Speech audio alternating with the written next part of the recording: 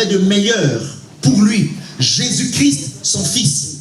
Il ne l'a pas épargné de la mort parce que Dieu avait le fardeau de l'humanité. Dieu voulait que le monde soit sauvé. Dieu voulait que toi et moi, que nous soyons sauvés, que nous ayons la vie éternelle. Raison pour laquelle Dieu n'a pas épargné son Fils bien-aimé Jésus, qu'il avait de plus précieux. Dieu l'a sacrifié pour que vous et moi, nous ayons la vie éternelle. Et aujourd'hui, je vais aborder un autre chapitre sur la loyauté. Le fardeau nous amène à être loyal. Nous avons longuement enseigné sur la loyauté l'an dernier, mais par la grâce du Seigneur ce matin, je veux encore repasser sur ce que j'ai déjà dit il y a de cela 1 an. J'ai appris que la répétition est la meilleure façon d'apprendre ou de communiquer. Le fait de dire la même chose, de répéter la même chose, ça finit par rentrer. Amen. Le fardeau nous amène à être loyal.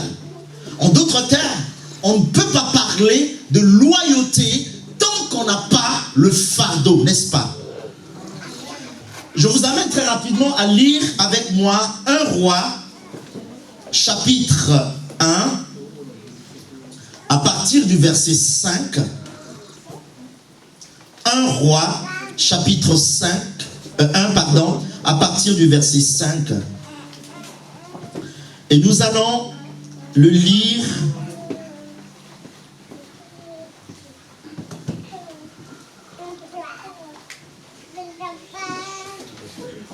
jusqu'au verset 10. Alors la sœur, tu peux lire s'il te plaît. 1 Roi, chapitre 1, à partir du verset 5 jusqu'au verset 10. Merci. La parole de Dieu déclare: Adonijah, fils de Havit, se laissa emporter par l'orgueil jusqu'à dire: c'est moi qui serai roi. Et il se procura un char et des cavaliers, et 50 hommes qui couraient devant lui. Son père ne lui avait de sa vie fait un reproche, en lui disant: pourquoi agis-tu ainsi? Adonijah était en outre très beau de figure, et il était né après Absalom. Il eut un entretien avec Joab, fils de Tseruja, et avec le sacrificateur Abiathar, et ils embrassèrent son parti. Mais le sacrificateur Tsadok, Benaja, fils de Jéhojada, Nathan le prophète, Shimei, Réi et les vaillants hommes de David ne furent point avec Adonijah. Adonijah tua des brebis, des bœufs et des veaux gras près de la pierre de Zoélet qui est à côté d'Enrogel, et il invita tous ses frères, fils du roi, et tous les hommes de Juda au service du roi. Mais il n'invita point Nathan, le prophète, ni Benaja, ni les vaillants hommes, ni Salomon, son frère. Seigneur, nous bénissons ton nom et nous te rendons grâce pour cette parole que tu nous envoies ce matin pour nous faire du bien. Seigneur, tu connais mes limites, mes faiblesses. Je fais appel à ta grâce, à ton amour, à ta bonté. Visite-moi, Seigneur, parle à ce peuple au travers de ma bouche. Seigneur, révèle-moi ce dont ce peuple a besoin. Si c'est moi qui parle, ce peuple rentrera vide. Mais si c'est toi qui parles au travers de moi, quelque chose de bon sortira. Seigneur, je me soumets sous l'autorité suprême de ta parole. Ordonne à ma bouche de proclamer tes oracles et de révéler tes mystères. Au nom de Jésus, j'ai prié. Amen.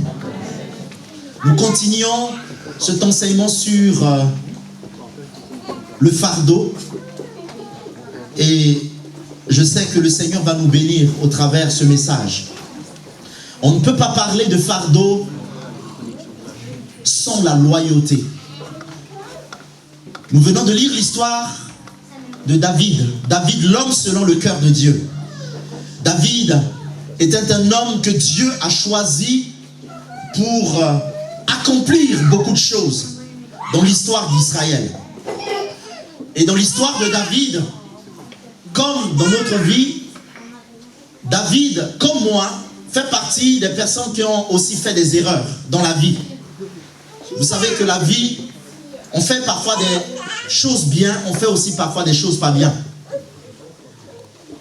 Et hier, je partageais avec quelqu'un et je lui dis que notre vie dépend des choix qu'on fait.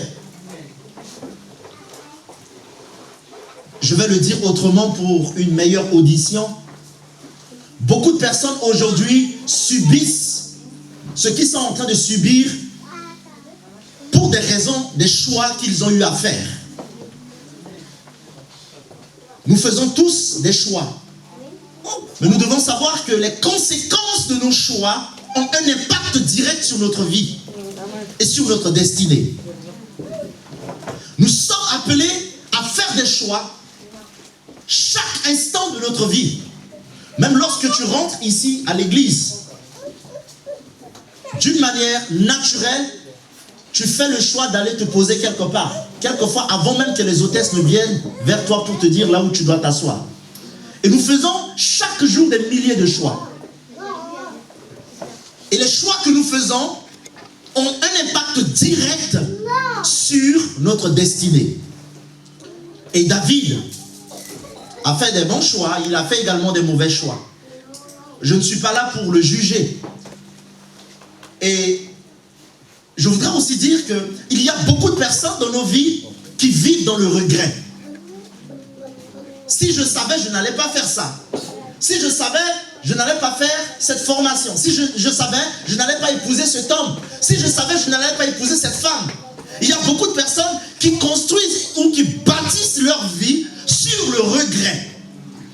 Ils ne sont jamais satisfaits ni heureux de leur vie. Ils n'assument jamais leurs responsabilités. Si ma vie n'a pas réussi, c'est parce que j'ai fait ci, j'ai fait ça, et ci, et ci, et ci. Tu ne peux pas bâtir ta vie sur le regret. Et David, l'homme selon le cœur de Dieu, avait eu des fils. Et parmi ses fils, il y avait un qui s'appelait Adonijah. Il y avait Salomon, il avait beaucoup d'autres fils. Et l'histoire de la Bible nous renseigne que Adonijah, de toute sa vie, son père ne lui avait jamais fait un quelconque reproche.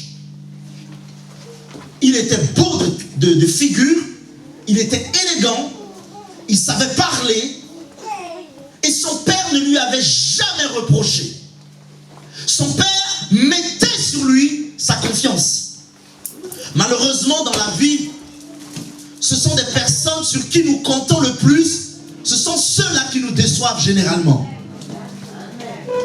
Malheureusement, dans la vie, les personnes sur qui nous mettons notre confiance, ce sont eux qui nous déçoivent. Et donc, David avait totalement et entièrement confiance dans Adonijah. Et vous allez remarquer, mes chers amis, que les jours de David étaient en train de s'évanouir. Les jours de David étaient en train de s'évanouir. Parce qu'il y a un jour, un matin et un soir. Toute chose a généralement un commencement et une fin. Et quand David arrivait à la fin de son règne, il était fatigué. Il était à l'approche de la mort. Voici Adonijah, l'un de ses fils bien-aimés, qui n'avait jamais reçu un quelconque reproche de son père lorsqu'il était vivant, va devoir organiser ou comploter pour s'auto-proclamer roi d'Israël ou successeur de son père.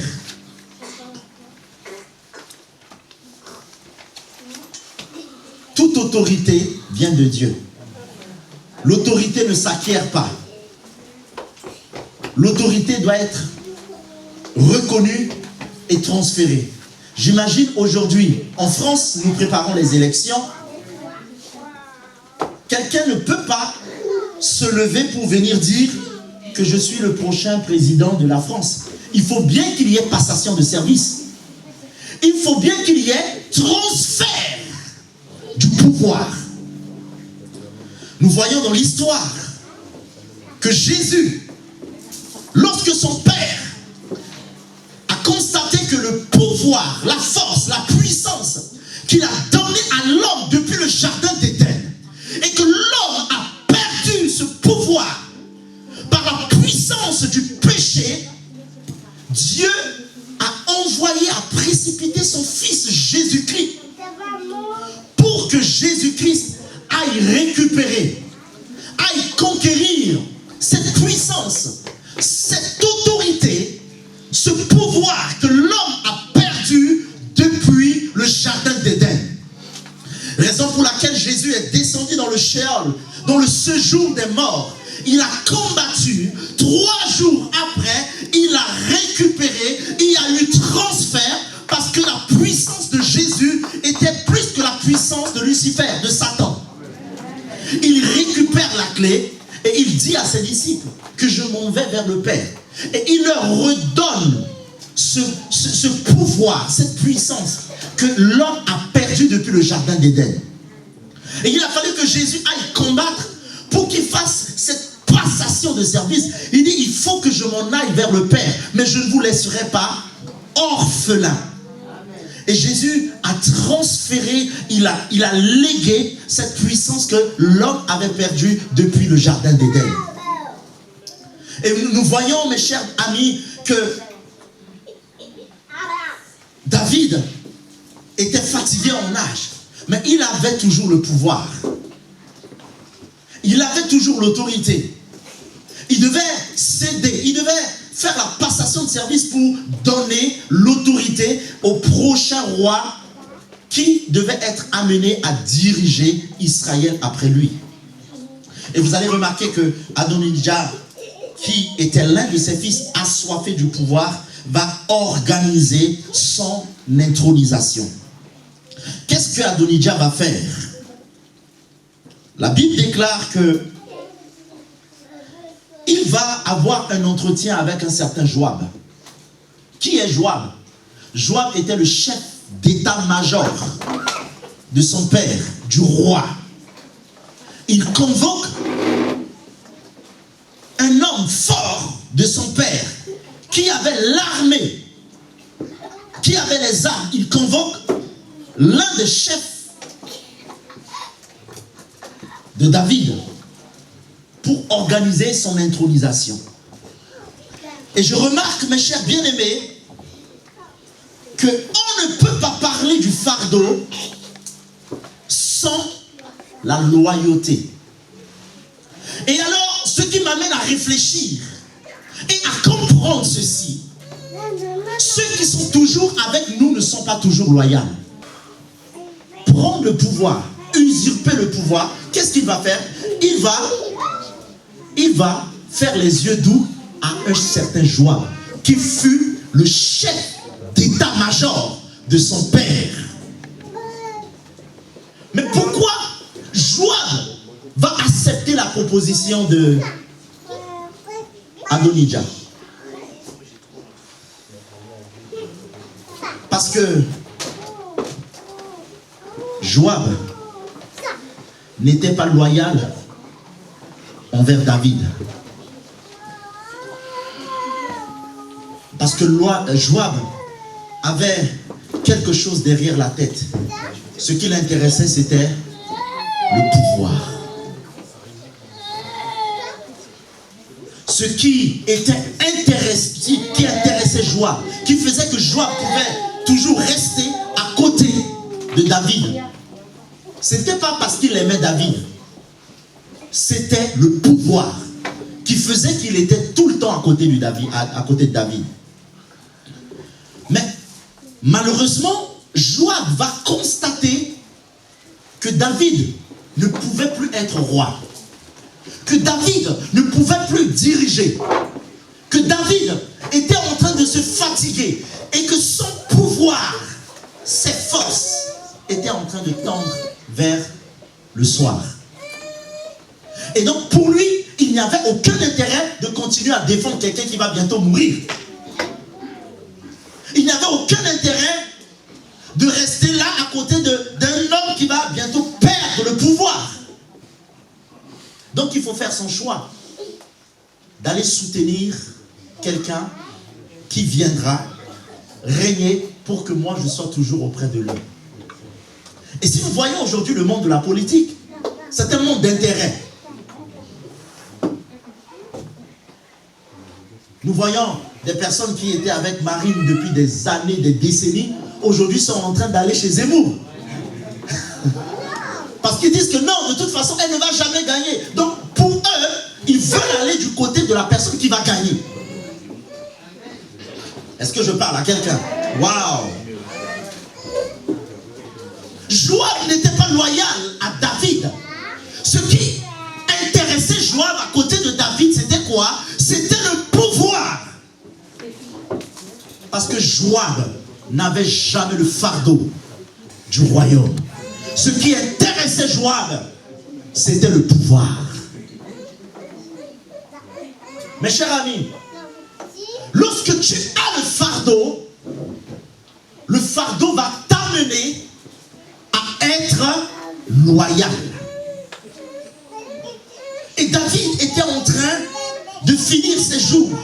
Et voici Adonijah qui invite, il convoque dans un premier temps, il va avoir un entretien avec Joab.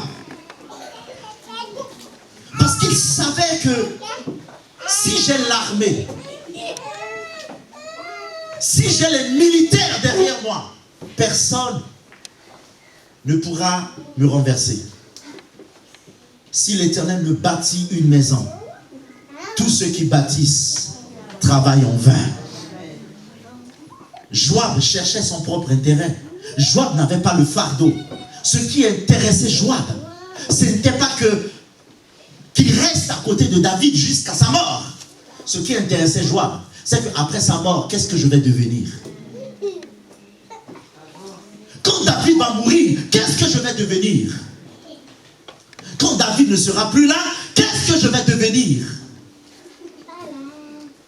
Joab était fidèle à ses propres intérêts. Vous savez, il y a une histoire qui m'a marqué. Il y a une dame qui vient souvent ici. Une servante de Dieu, Maman Kato. Je ne sais pas si vous la connaissez. Quand je suis arrivé à Orléans, quelques années, ils avaient une église, elle et son mari. Ils louaient la salle de M. Grézandé qui est derrière. Je prêchais dans cette église. Et ils ont traversé un moment difficile dans leur mariage. La femme, elle a divorcé avec son mari. L'église s'est arrêtée. L'église a disparu. L'église n'existe pas. Et elle a divorcé.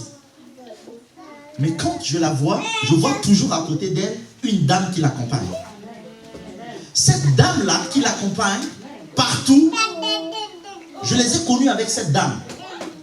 Lorsqu'ils m'invitaient à aller prêcher dans leur église, cette dame, c'est elle qui faisait la modération, qui chantait. C'est elle qui gérait, qui était le bras droit de l'église à l'époque. Mais malgré que l'église a éclaté, le pasteur qui divorce, c'est pas bien vu, n'est-ce pas? Les gens qui parlent, regardez ce qui s'est passé, les gens leur jettent la pierre. Mais cette femme n'a jamais abandonné Maman Kato. Maman, des années que je les ai connus, ça fait plus de 11 ans, près de 12 ans. Partout, je les vois ensemble. Cette femme, les gens disent, oh, oui, ils sont divorcés, et tout ce qu'ils étaient en train de prêcher, Dieu n'est pas avec eux, Dieu les a livrés, les gens les ont lapidés. Mais cette femme est restée loyale. C'est que quand je les vois, je me dis, mais wow, est-ce qu'il y a encore des gens comme ça qui existent de nos jours? Il n'y a plus d'église, il n'y a plus de gloire. Au temps normal, il n'y a plus de gloire. Aujourd'hui, elle n'a plus d'église, elle est à la maison. Elle se lève le matin, mais sa femme est restée. Même dans les temps difficiles, même dans les temps de souffrance, même dans les temps terribles, cette femme est toujours à côté de sa mère spirituelle. Elle l'accompagne partout, elle pleure avec elle, elle tombe avec elle, elle se relève avec elle. Mes chers amis, quand tu as le fardeau, tu ne vois pas le pouvoir. Quand tu as le fardeau, même si ton père tombe, tu tombes avec lui. Est-ce que je parle à quelqu'un? Il y a un phénomène bizarre de nos jours aujourd'hui. Les gens acclament ce qui brille. Les gens aiment les temps de gloire. puissant. Mais s'il arrivait que le pasteur en question, tombe, est-ce que tu vas tomber avec lui? S'il arrivait que le pasteur fasse une erreur, est-ce que tu vas le supporter? Tu serais le premier à le critiquer. Tu serais le premier à partir. Pourquoi? Le fardeau, mes chers bien-aimés, est différent de notre intérêt. Quand tu as le fardeau va te pousser à être loyal. Ici, il était Joab en train de faire ses calculs. Oh, bientôt, on va l'enterrer. Et pendant ses funérailles, j'imagine, je serai habillé avec mes tenues officiers, avec ma grade. Je vais organiser. On va dire oui, son homme fort, Joab. Je vais être à côté du cercueil. Il était en train d'imaginer toute une image dans sa tête. Et il voulait râler avec le prochain roi d'Israël. Mais lorsqu'une personne a le fardeau va le pousser, n'est-ce pas, à être loyal. Et nous voyons ce phénomène aujourd'hui même dans les familles, dans les mariages, dans la pauvreté, dans les temps difficiles, dans les misères, dans la maladie. Combien de personnes aujourd'hui font le choix de partir, de quitter la famille? Pourquoi? Parce qu'ils n'ont pas le fardeau. Le fardeau va te donner la possibilité, la force, l'endurance de supporter, de rester, d'endurer. Peu importe ce que tu vas vivre, tu vas voir. Le fardeau, tu dois le porter. Je vous ai dit la dernière fois que le fardeau était une charge que tu dois porter. Combien aujourd'hui, vous pensez que quand les gens restent ensemble, c'est parce que tout va bien? Même quand les gens, oh bébé, chérie, ça va, que vous voyez cette façade-là devant les gens, ça ne veut pas dire que tout va bien. Ça ne veut pas dire qu'on s'entend du lundi au dimanche. Mais simplement parce qu'on a le fardeau et on se dit, je ne laisserai pas tomber ce fardeau. C'est ma responsabilité. Il faut que je la porte. Je dois le porter. Je dois le supporter. Je ne lâcherai pas ce fardeau. Le fardeau. Lorsqu'on a le fardeau, mes chers amis, on est loyal. On est loyal dans les temps difficiles, dans les mauvais jours, dans les temps terribles. Et toutes les fois, vous allez voir, toutes les fois, même quand on organise des programmes ici, Maman Kato ne vient jamais seule. Toujours accompagnée. Alors dites-moi, qu'est-ce que cette femme fait encore avec une personne qui a vécu un moment difficile, qui a perdu son mariage, qui a perdu l'église, mais elle est restée loyale.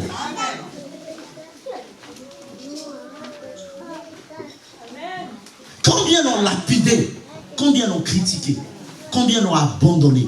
Qu'est-ce qu'on n'a pas écouté? La loyauté. Et nous voyons ici, mes chers bien-aimés, on ne naît pas loyal. On apprend à devenir loyal. Et je vous ai dit que la déloyauté est un processus. Un petit rappel pour ceux qui ont suivi le cours sur la loyauté. Nous voyons que le premier pas de la loyauté, la première étape de la déloyauté, c'est l'esprit indépendant. 2 Rois chapitre 3, le verset 20 à 21. Tu peux lire 2 Samuel chapitre 20. 2 Samuel chapitre 3, le verset 20 à 21. 2 Samuel chapitre 3. Alléluia. Oui, pendant l'immersion dans la vision, nous avons longuement parlé de la loyauté, de la déloyauté, oui. La Bible dit, il arriva auprès de David à Hébron, accompagné de 20 hommes, et David fit un festin à Abner et à ceux qui étaient avec lui. Abner dit à David, je me lèverai et je partirai pour rassembler tout Israël vers mon Seigneur le roi. Ils feront alliance avec moi et tu régneras entièrement selon ton désir. David renvoya Abner qui s'en alla en paix. C'est 2 Samuel chapitre 3. Oui, est-ce que tu peux relire à partir du verset 1, s'il te plaît? La Bible dit, il arriva auprès de David à Hébron, accompagné de 20 hommes, et David fit un festin à Abner et à ceux qui étaient avec lui. Abner dit à David, je me lèverai et je partirai pour rassembler tout Israël vers mon Seigneur le roi. Ils feront alliance avec toi et tu régneras entièrement selon ton désir. David renvoya Abner qui s'en alla en paix. Continuez. Voici Joab et les gens de David revinrent d'une excursion et amenèrent avec eux un grand butin. Abner n'était plus auprès de David à Hébron, car David l'avait renvoyé et ils s'en étaient allés en paix. Lorsque Joab et toute sa troupe arrivèrent, on fit à Joab ce rapport. Oui. Abner, fils de Ner, est venu auprès du roi qui l'a renvoyé et il s'en est allé en paix. Joab se rendit chez le roi et dit, qu'as-tu fait? Voici Abner est venu vers toi. Pourquoi l'as-tu renvoyé et laissé partir? Tu connais Abner, fils de Ner. C'est pour te tromper qu'il est venu, pour épier tes démarches et pour savoir tout ce que tu fais. Et Joab, après avoir quitté David, envoya sur les traces d'Abner des messagers qui le ramenèrent depuis la citerne de Sira. David n'en savait rien. Voilà, tu peux t'arrêter là. David n'en savait rien. Il faisait à sa guise. Tu vois les retombées? Il faisait à sa tête. Hein? David n'en savait rien. Le processus de la déloyauté. Lorsque la déloyauté commence, c'est là ce que Joab a commencé à faire. L'esprit indépendant. Vous savez, récemment, j'ai voulu me lancer dans un business d'agent immobilier. J'ai fait la formation, j'ai tout fait. J'ai voulu faire ce truc en dehors de mon travail. J'ai déclaré, j'ai eu le numéro de Jursaf, tout et tout. Et j'étais en train de... Je ne sais plus pourquoi j'étais en train d'en parler avec mon formateur.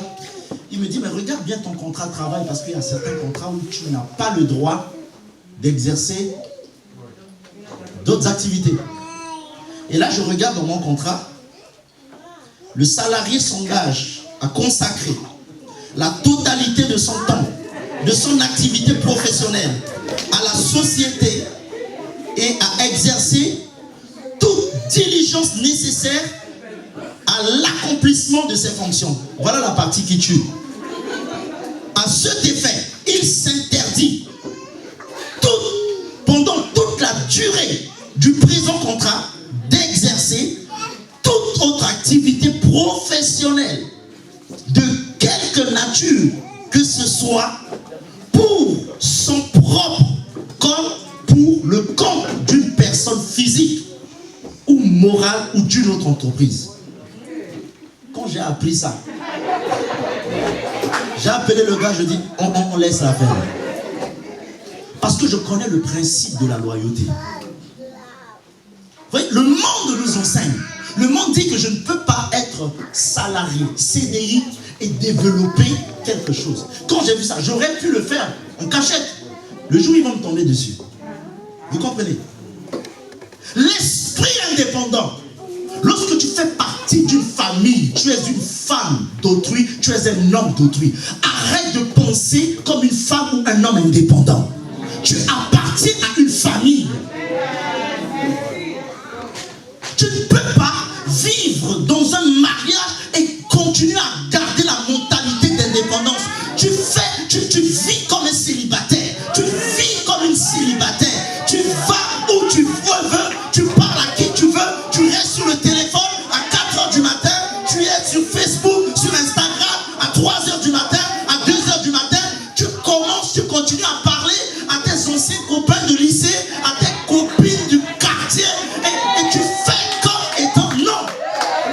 n'es plus célibataire. Tu dois honorer et respecter l'union dans laquelle Dieu t'a établi. C'est le sacré. Tu ne peux pas faire partie d'une organisation, d'une église et bafouer l'autorité que Dieu a établie. Tu ne peux pas faire partie d'un groupe, d'une église et bafouer l'onction que Dieu a établie sur celui qui a établi l'église. L'esprit indépendant.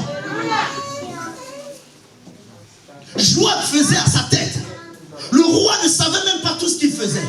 Il prenait des initiatives. Il allait à gauche, il allait à droite. J'ai été touché par ton attitude, prophète. Le dimanche passé, il était invité par le pasteur Chauveau pour prêcher. Mais il prend le téléphone, il m'appelle. Il dit, pasteur, je t'informe. On m'a invité pour aller prêcher. Autant normal, il n'était pas obligé de le faire. Mais pourquoi il l'a fait? Parce qu'il connaît l'éthique. Et il sait ce que c'est que faire partie d'une famille. Est-ce que je parle à quelqu'un?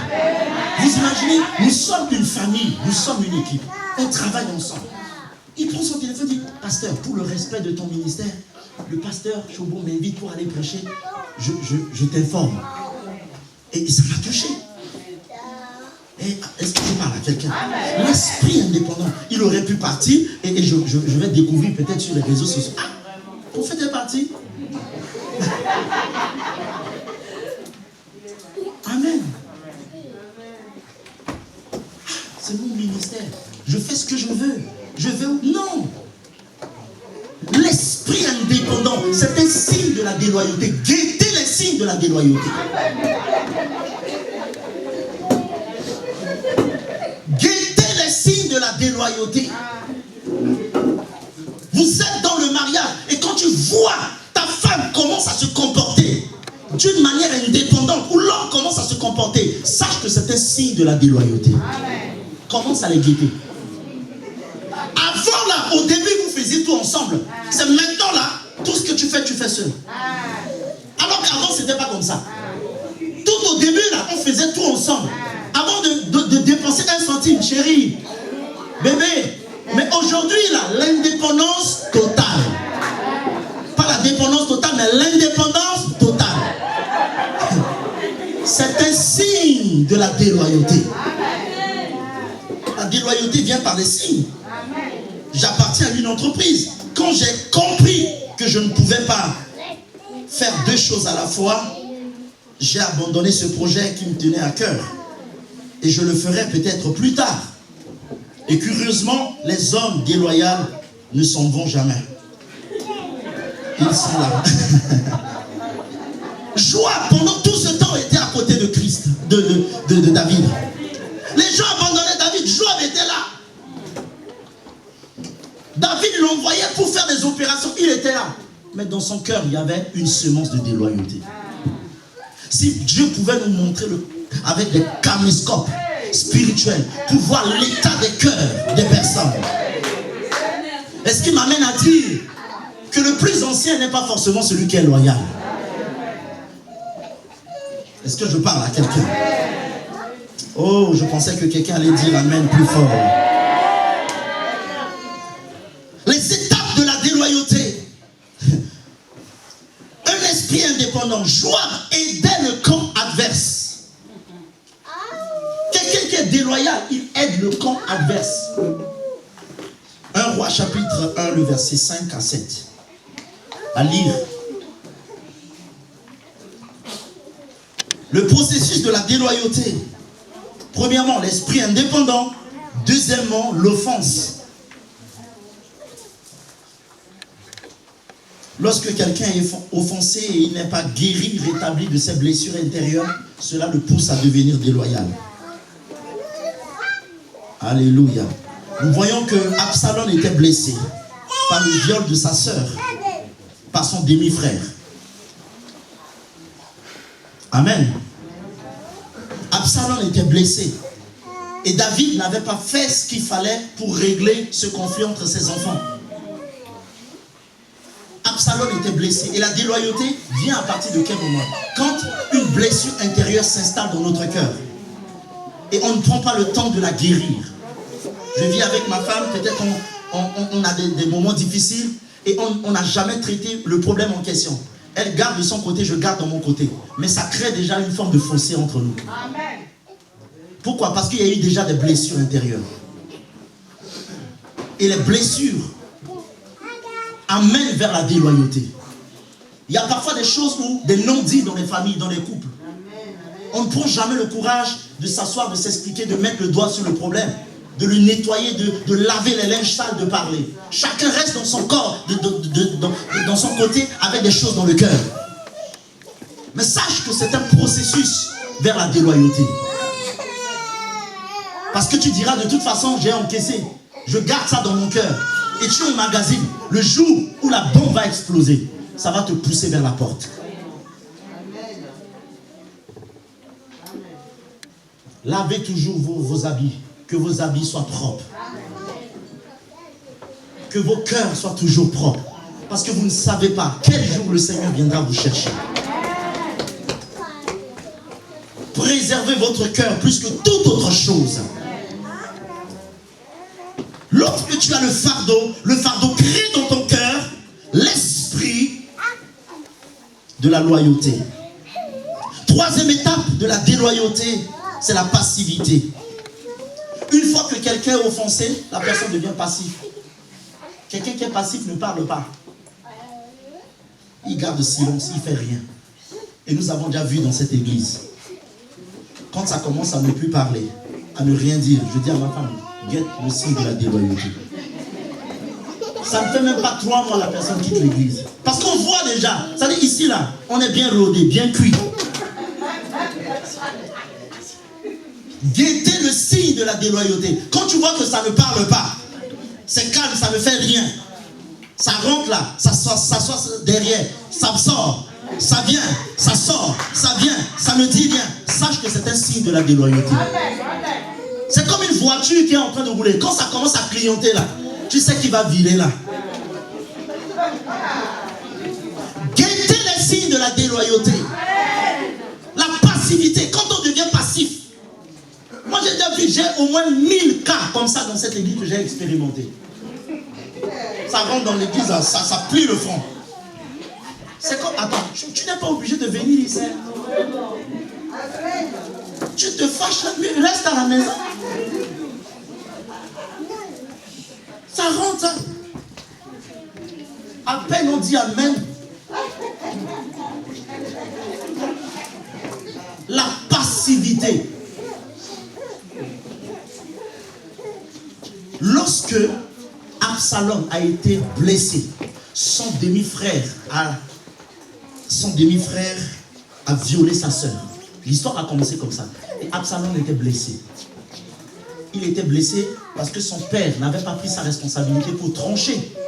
Tes propres enfants qui commettent l'inceste. Par sentiment, David est resté là. David était trop sentimental comme moi. Vous savez, parfois il faut sortir des sentiments. On dit les sentir là, ça ment. Alléluia. Il faut parfois avoir le cœur d'un leader, d'un père.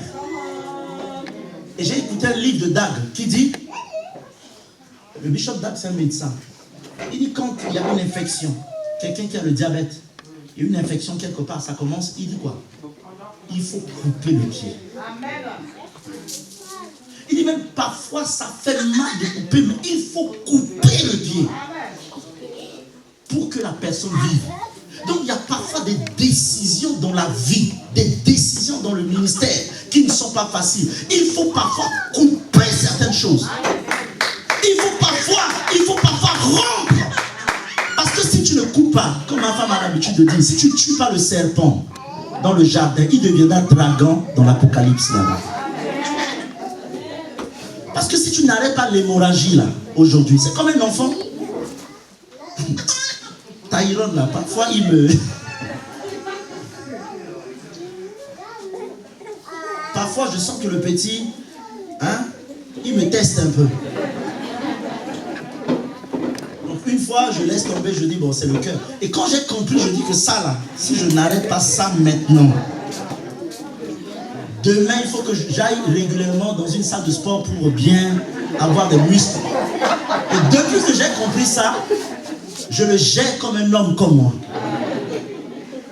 Parce que je veux que ça s'arrête. Je ne peux pas faire semblant, c'est un enfant. Non. Il faut que je coupe l'hémorragie. C'est-à-dire, quand il va grandir, il comprendra. Et depuis quelques jours, je discutais avec ma fille, avec le petit, et je dis à ma fille, je dis, qu'est-ce que tu n'aimes pas chez moi? Et maman dit, oh, parfois vous êtes méchant, vous nous tapez fort, tout ça. Je lui dis, mais écoute, je vais te dire quelque chose. On te tape parce qu'on t'aime. Elle dit, hein, papa? Elle était morte de rire. Elle dit, vous me tapez parce que vous m'aimez. Je dis, oui, qui aime bien châtie bien. Parce que si je ne te corrige pas, je dis, regarde, je te donne un exemple. Tu te laves le matin, tu ne te laves pas. Tu te lèves le matin, tu ne te laves pas. Papa te dit, va te laver, tu dis non. Et puis après, papa, par sentiment, il va te dire non. Mais quand tu vas sortir, qu'est-ce que les gens diront? Que tu sens mauvais. Est-ce que ça va te plaire? Elle dit non. Je lui dis, ben voilà, quand papa te dit, va te laver, tu ne veux pas, il va utiliser l'autorité. Elle dit, ah, je comprends, papa. Et c'est exactement ce qui doit se passer, même dans la maison de Dieu. Donc la passivité, c'est ce silence. Quand Joab était blessé, Absalom, il ne s'adressait ni la parole à son père et son frère. Il est resté passif dans la maison. Il est resté si calme. Méfiez-vous des personnes qui deviennent calmes. En fait, il y a des personnes qui sont calmes de nature, hein, il ne faut pas confondre. Mais il y a des personnes qui ne sont pas calmes de nature, mais ils deviennent calmes. C'est-à-dire quelqu'un, hein, il n'était pas calme. Et du jour au lendemain, il commence. C'est ma femme me connaît. Hein. Quand je deviens calme là, il y a quelque chose. Parfois quand je dis il vient à la maison. Bonjour. Bonjour. Il y a quelque chose. Ça va?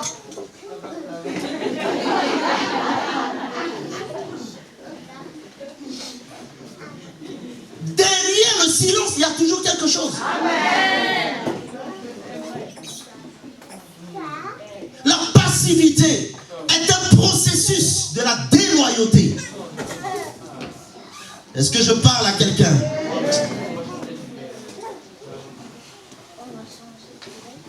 La passivité est un processus de la déloyauté. Lorsqu'on commence à devenir si calme, c'est un problème qu'il faut traiter. Et nous devons éviter ce genre de choses. La quatrième étape de la déloyauté, ce sont les critiques. Lorsqu'on est blessé, on est offensé, on est passif, on commence à critiquer. Le diable va se servir de notre bouche pour parler. Parce que Satan, en réalité, quand il va se rendre compte qu'il ne peut pas nous trouver dans son camp, il cherchera dans notre camp un instrument qu'il pourra utiliser. Quand il va se rendre compte qu'il ne va pas te trouver dans les bars, dans les boîtes de nuit, dans les femmes, dans les hommes, dans l'affaire d'argent, mais il cherchera autour de toi quelqu'un qu'il pourra utiliser pour t'atteindre. Et nous voyons que Satan a trouvé un certain Judas qui faisait partie du camp de Jésus, qui connaissait Jésus, qui connaissait les habitudes de Jésus, la passivité et la critique. Une personne qui est déloyale ne reste pas éternellement passive. À un moment donné, il va ouvrir la bouche, il va commencer à parler. Il va parler, il va commencer à dire, mais des choses qui vont sortir de lui ne seront pas forcément bonnes. Pourquoi? Parce que c'est l'état de notre cœur que la bouche parle. C'est notre cœur, le miroir. C'est-à-dire quand tu veux connaître une personne, rien que par sa parole, tu connaîtras l'état de son cœur. Cela va nous amener à faire des critiques, à critiquer, à calomnier, à parler. Et ensuite, La 5e étape, c'est la politique. Malheureusement, il y a des émous même parmi nous ici. Quand une personne franchit cette étape politique, elle essaie d'amener d'autres à adhérer à ses idées et à sa philosophie. Parce qu'il ne va pas agir seul. Satan, quand il devait partir, il fallait bien qu'il arrive à trouver des adeptes pour le consolider dans son choix. Satan n'était pas parti seul, il était parti avec un tiers, n'est-ce pas? Donc la politique, c'est la manipulation. C'est la manipulation. Nous sommes aujourd'hui pendant les campagnes. Hier, j'entendais d'autres candidats qui disent « Moi, je vais donner 10 000 € à toutes les femmes qui vont accoucher. » Je dis « 10 000 € par enfant. » Avec ma femme, on s'est regardé. 10 000 €. Mais c'est l'heure des promesses. C'est là où on entend tout.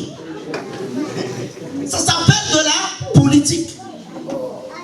Vous devez, en tant que chrétien, ouvrir vos yeux. Ça là, ça s'appelle de la politique. Attends, toutes les femmes qui vont accoucher là, je vais leur donner 10 000 €.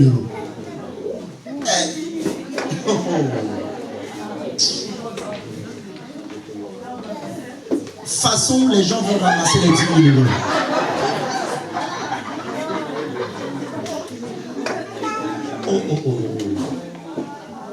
On va faire des triplés.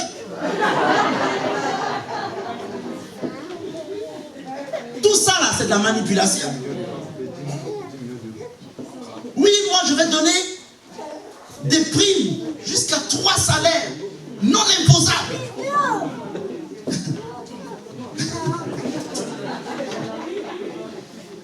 Pas 13e mois, pas 12e mois, c'est-à-dire 3, c'est-à-dire 16e ou 17e mois. Et puis on ne paye pas les impôts. Ça là, c'est de la politique. Malheureusement, il y en a dans l'église. Quand une personne passive commence à critiquer, il va chercher à trouver des adeptes. Et Lucifer l'a fait. Et nous voyons combien Lucifer a réussi à amener des personnes qui étaient faibles d'esprit. 6e étape de la déloyauté, c'est la tromperie. Les gens qui se rebellent, généralement, sont victimes de la tromperie. Trouvez-vous normal que tu ne viens pas à l'église, tu vas chercher à insinuer quelqu'un, à lui dire non, ne va pas là-bas, ne va pas dans cette église, ils ne sont pas bien. C'est de la tromperie. Et quand ces personnes ne sont pas fortes, on ne leur a rien fait, mais on les a trompés et ils sont victimes de la tromperie, n'est-ce pas?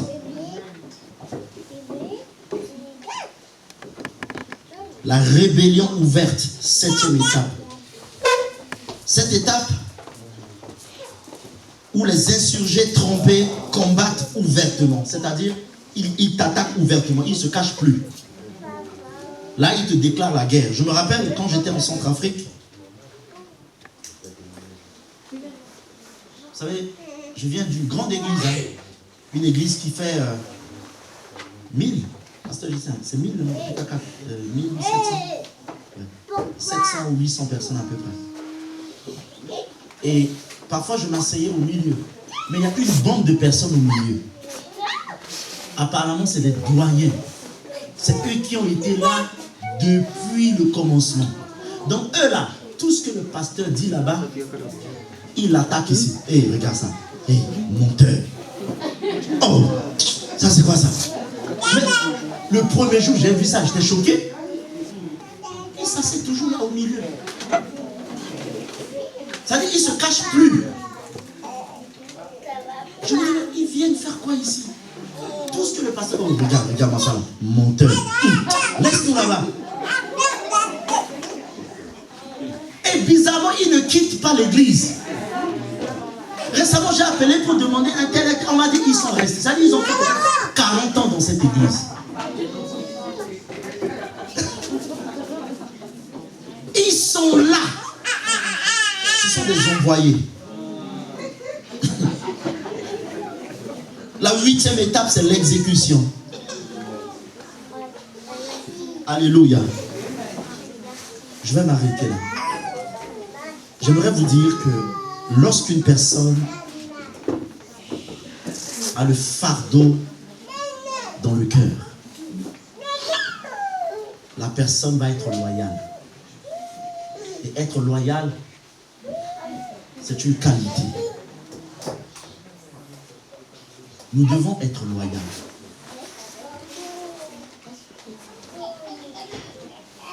Nous voyons combien un homme aussi fort, aussi précieux, aux yeux de David, était prêt à jeter l'éponge, à partir. Et si vous lisez la suite de l'histoire, vous allez remarquer que David a choisi que le prochain roi soit Salomon. David a choisi Salomon comme le prochain roi.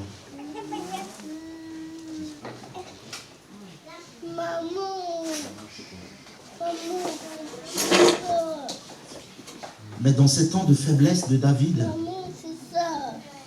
Joab pensait que c'était fini. J'aimerais vous dire à quelqu'un ce matin, que la personne qui récompense la loyauté, c'est Dieu.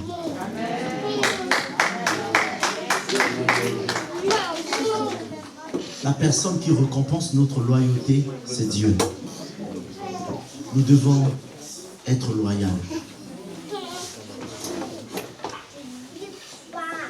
Je remarque aujourd'hui, nos églises sont devenues des turnovers.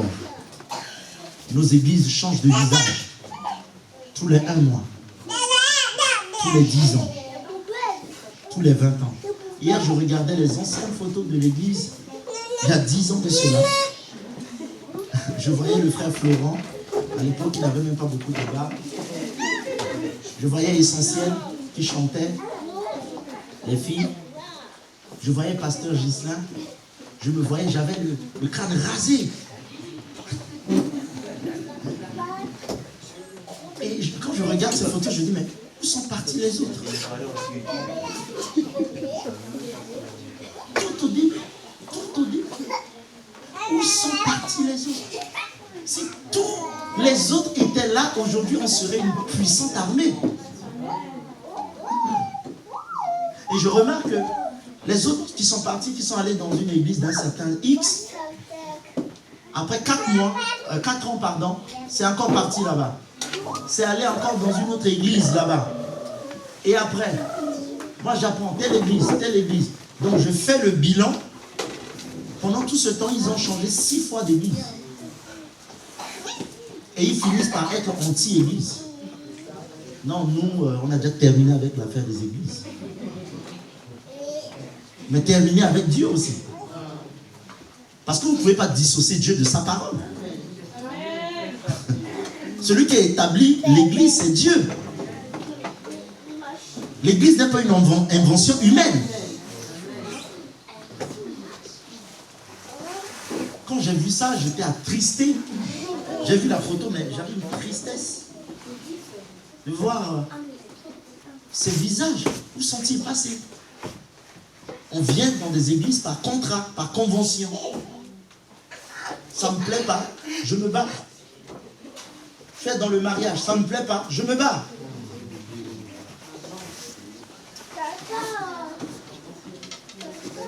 Mais regardez notre monde aujourd'hui. Comment notre monde va mal.